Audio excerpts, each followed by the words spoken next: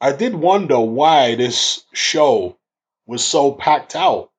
Because on paper, you got Richard Riakporhe, you got Dan Aziz, and they're good up and coming British fighters, but I didn't think they would have that much by way of fan support. I didn't think their profiles would be that high because the arena was packed out. Then I find out midway through watching the show that Florian Marku is going to be top of the bill, having a little run out. Then it made perfect sense why the arena was packed out. Anyway, the what do you want to call it? Co-feature, co-main event, chief support, I don't know. Richard Riakporhe versus Durodola. I'm struggling to pronounce his first name there, and I'm normally quite good at pronouncing African names, but yeah, with this one I'll leave it. Durodola. Now, Durodola, of course, has had some good scraps back in the days. He turned over, what's the guy called? Kudryashov. I think he was the first person to beat Kudryashov, wasn't he? Managed to stop him in 2 rounds. That was on, I think, the Povetkin Marius Wack undercard. There was some good fights on that card. It was a real good card, actually. And that was an impressive win for Durodola back then. The toughness he showed, the power and the tenacity to come back against Kudryashov, who looked real dangerous at the time. But Durodola was limited even back then.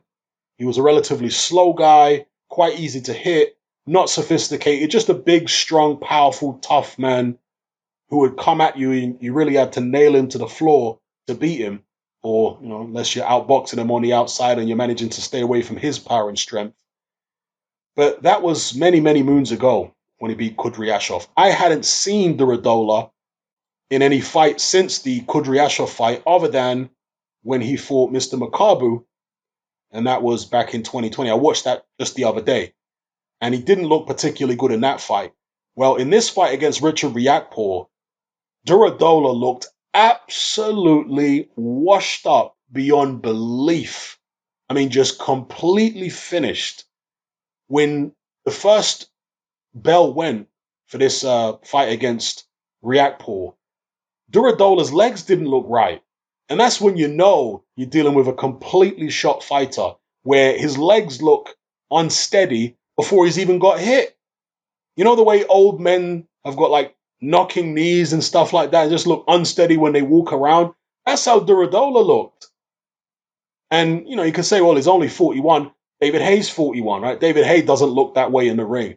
But David Haye hasn't taken the kind of punishment that Durodola's taken in his career. When you take that kind of punishment, it scrambles your brain. It does you brain damage over time. People tend to think of brain damage as like a cerebral hematoma, but no, brain damage is a cumulative thing usually in boxing. It's not necessarily a bleed on the brain or whatever, but it can be bruises on the brain, concussions and stuff like that over the years, lost brain cells, and fighters, some of them can develop what they call punch drunk syndrome, CTE and what have you.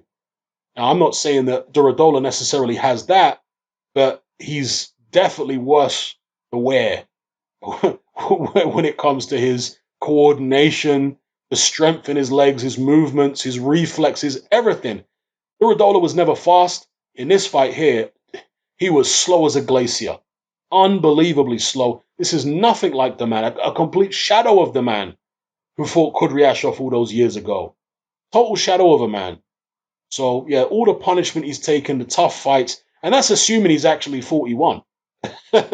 Because a lot of these African fighters, they like to knock several years off their age. So maybe he's even older than 41. I don't know. He's obviously in good aesthetic shape, still ripped up and all that, but the way his body moves looks like an old man. And I don't want to be too critical of Richard Riakporhe because he is a young fighter who is still, I say young, he's 31 years of age himself, but compared to Durodola, he's young. And he's young in the game in terms of he's only 13-0. So I don't want to be too critical of him. I almost got the feeling that Riakporhe was actually carrying Durodola in there because Durodola looked so bad. He looked so awful every time Richard Riakporhe connected with anything remotely solid. Even in the first round, Durodola's legs were shaking and he was rocked back on his heels. And Riakporhe would follow up just for a second and then he would go back to his boxing. It's as if Riakporhe was either being too cautious because he'd seen Durodola come back from being hurt in some of his fights, like the Kudryasha fight many, many years ago. It's as if he was being too cautious because of that. Or, as I say, he was carrying the guy. Maybe he wanted to give the fans, a little bit of a show before taking Durodola out. I don't know. Now, if it was the former rather than the latter, whereby he was just being cautious, to me, does that speak to a little bit of lack of experience, lack of confidence, which comes with experience, lack of instincts? Because from the outside, it looks so obvious that Durodola was totally shot. The way his legs looked, his reflexes were completely off. His body movements, it looks so obvious that this guy was there for the taking. I personally think if Riakporhe had gone for it in the first round, the way he went for it in the fifth round, he could have knocked him out in the first round. There was just nothing there with Durodola at all. So for me, again, I don't want to be too critical of Riakporhe, but I was a little disappointed that he didn't just steamroll this guy because he was there to be steamrolled. Yeah. Again, it's not like there weren't opportunities whereby he hurt Durodola and could have jumped on him, because there were. The jabs were shaking him up. And Riakporhe would just, throw a couple and then, I don't know, strange. But let me know what you guys think about it in the comments below. Riakporhe at 31 probably does need to get a move on. He has that win over Chris Billam-Smith. Few wins here, obviously. Chris Billam-Smith, Tommy McCarthy, some decent wins on his record. People were often comparing Richard Riakporhe to Lawrence Okolie because of their height and all this kind of stuff. Rangy guys. For me, Lawrence Okolie was always the much better talent. Richard Riakporhe is more raw than Lawrence Okolie to me, and I don't think his instincts are quite as good as Lawrence Okolie's instincts. But, we'll see how he progresses, and we'll see whether he goes on to be as good as Okolie. I haven't seen anything as of yet that would indicate he will be, but he's still got time to prove the likes of me and other people wrong. Let me know what you guys felt about his performance against Durodola. Were you as, nonplussed as me by it? Or maybe you were a bit more impressed? And who do you think he should fight next?